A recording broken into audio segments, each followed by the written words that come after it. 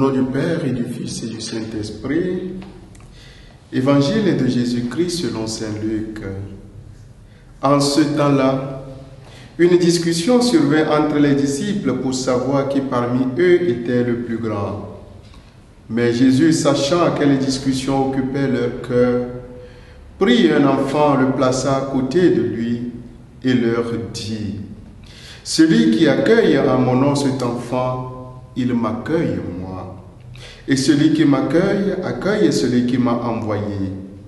En effet, le plus petit d'entre vous tous, c'est celui-là qui est grand. Jean, l'un des 12, dit à Jésus : Maître, nous avons vu quelqu'un expulser des démons en ton nom. Nous l'en avons empêché, car il ne marche pas à ta suite avec nous. Jésus lui répondit : Ne l'en empêchez pas. Qui n'est pas contre vous est pour vous. Acclamons la parole de Dieu. Louange à toi, Seigneur Jésus.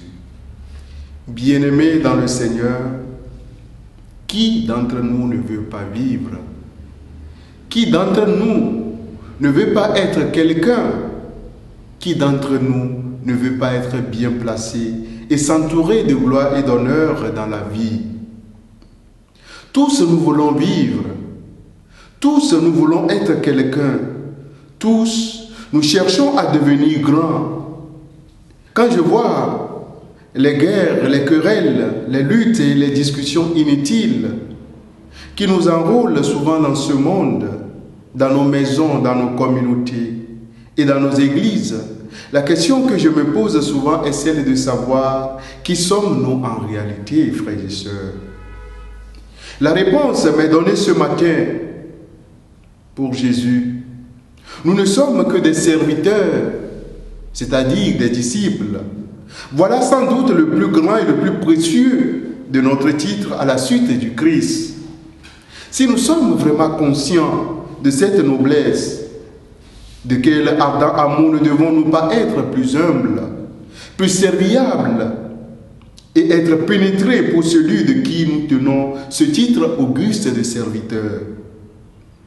Si nous sommes conscients de cela, quel profond respect ne devons-nous pas avoir pour les paroles d'humilité de notre Maître, pour les ordres de notre Roi? Si nous sommes conscients de cela, de quelles ailes ne devons-nous pas être animés pour les exécuter avec la plus grande fidélité? Malheureusement, frères et sœurs, nous n'avons pas encore compris cet enseignement du Seigneur qui nous invite à être des serviteurs.